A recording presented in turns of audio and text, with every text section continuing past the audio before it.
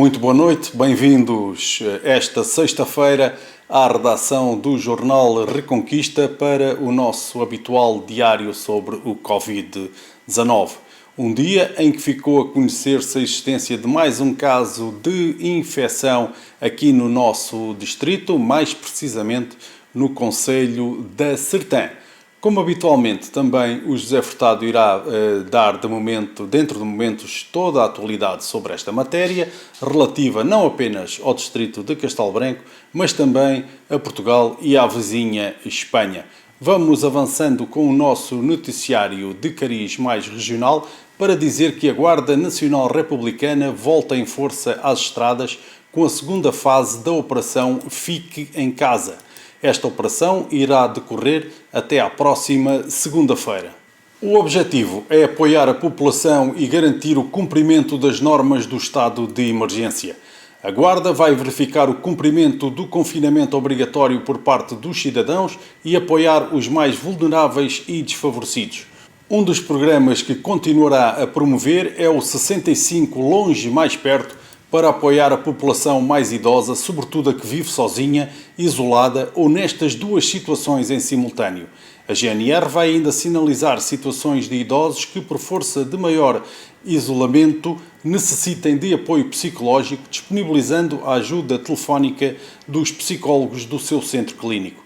Manter o distanciamento social e evitar sair de casa, exceto em situações excepcionais, são algumas das regras que a GNR vai impor nos próximos dias. Mas, entretanto, temos já connosco o José Furtado, que, como habitualmente, nos vai trazer as últimas do distrito, mas também do país e da vizinha Espanha sobre o desenvolvimento desta pandemia. Muito boa noite, José. Boa noite. A novidade de hoje é que não temos novidades do Hospital Amato Lusitano, ou seja, da Unidade Local de Saúde de Castelo Branco. Esta sexta-feira, como sempre, o Reconquista tentou fazer esse contacto, que é diário, com a direção clínica do hospital, que nos vai dando conta dos casos de infecção, da evolução daqueles que já estão no hospital, também dos exames que são feitos e de outras informações que se julguem pertinentes sobre este coronavírus. No entanto, hoje, apesar dessa tentativa, não foi possível até este diário e também durante a tarde, na nossa página da internet, ter essa informação, como se tornou um hábito nas últimas semanas aqui no Reconquista.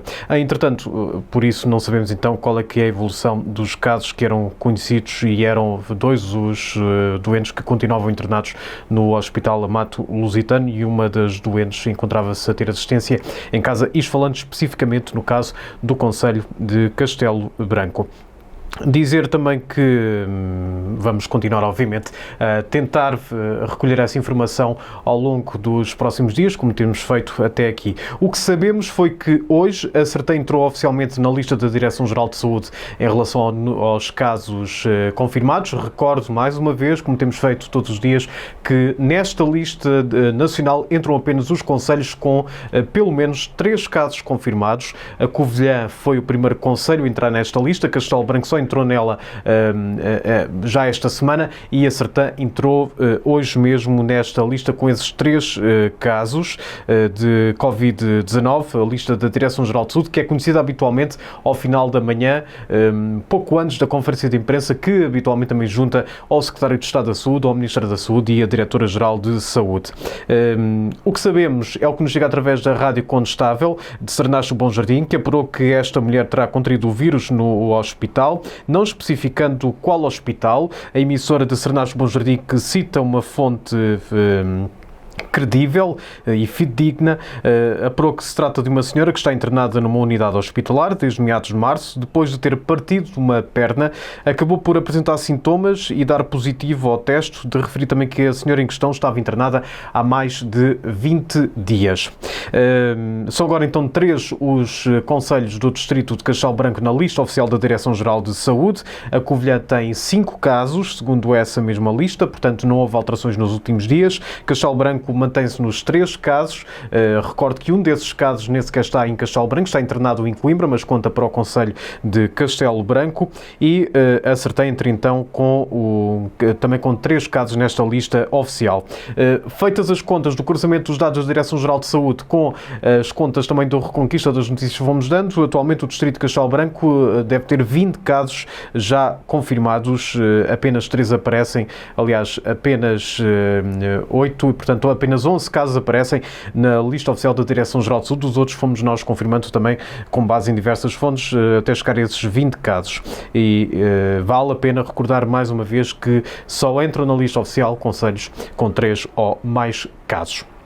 Nas últimas 24 horas, o número de mortes em Portugal chegou aos 657, são mais 28 mortes que o relatório de ontem. Há também 19.022 casos confirmados, 4.805 que aguardam resultado e 519 que estão recuperados. Sabemos também que em Portugal estão em vigilância pelas autoridades de saúde um total de 25.456 pessoas, dados oficiais da Direção-Geral de Saúde. Como sempre, um olhar também aqui ao lado, a Espanha. Começamos com esse olhar na região da Extremadura. São já 372 mortos, mais 13 nas últimas 24 horas. Há 707 curados e também 3.019 casos confirmados. Segundo a imprensa local, nomeadamente o El Periódico de Extremadura, um novo tipo de teste destapou agora mais 300 novos casos que estavam ocultos nesta região, a maioria registados em lares. É também um dado a reter do dia de hoje. Quanto a Cória, que fica aqui mais perto da nossa fronteira, há 93 infectados. Neste momento não há doentes hospitalizados, mas há a lamentar mais uma morte de um homem de 85 anos, o que leva para 16 o número de mortes só nesta parte específica do território da Extremadura. Deixar também esta explicação.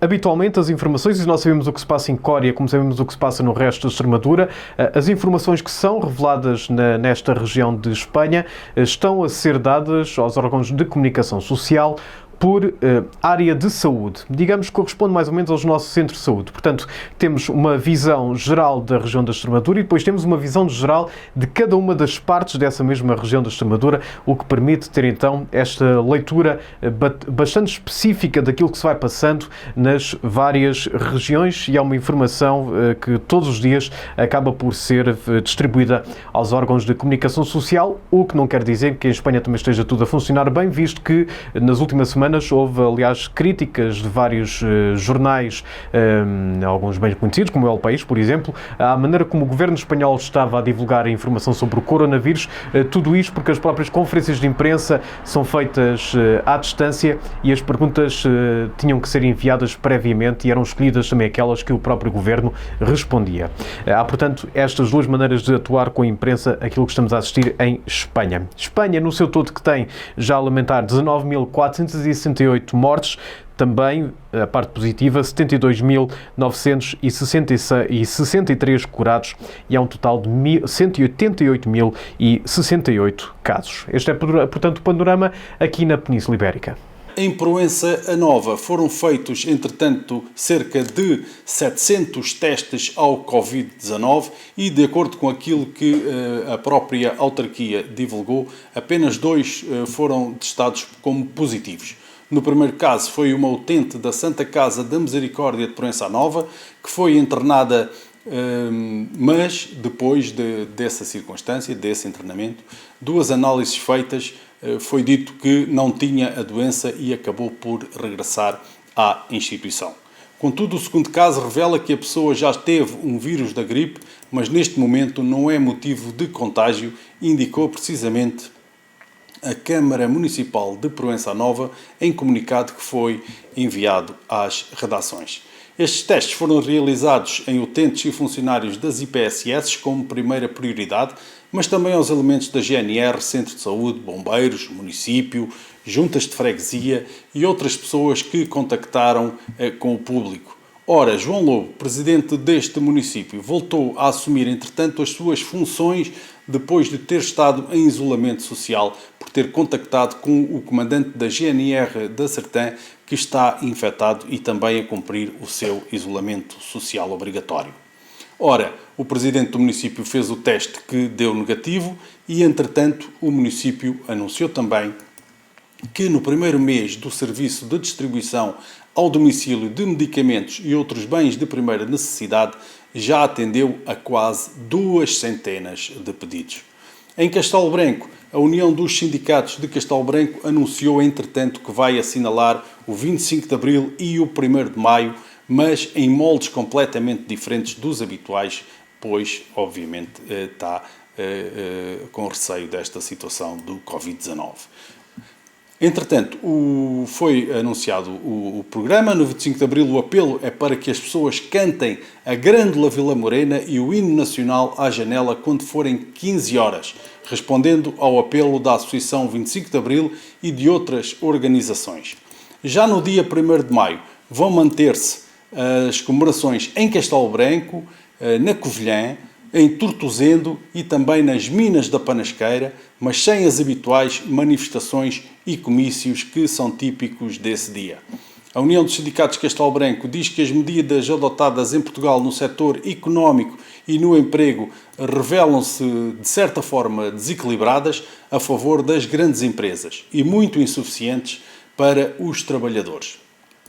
Ora, na opinião desta central sindical, a situação está a ser aproveitada para aquilo que diz ser um profundo ataque aos direitos, desde os direitos já consagrados na lei e também na contratação coletiva.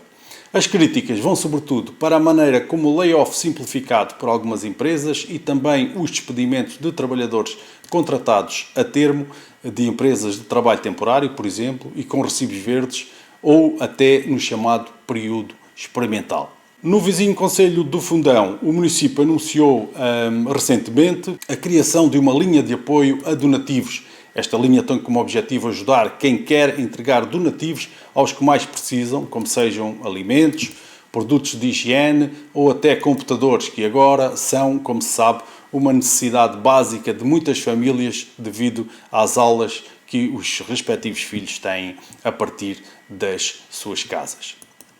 Por falar em ensino, dizer que os alunos da Licenciatura em Desporto e Atividade Física da Escola Superior de Educação do Politécnico de Castelo Branco elaboraram um conjunto de vídeos nas áreas da metodologia do treino e dos conteúdos adaptados para crianças, idosos ou pessoas com deficiência.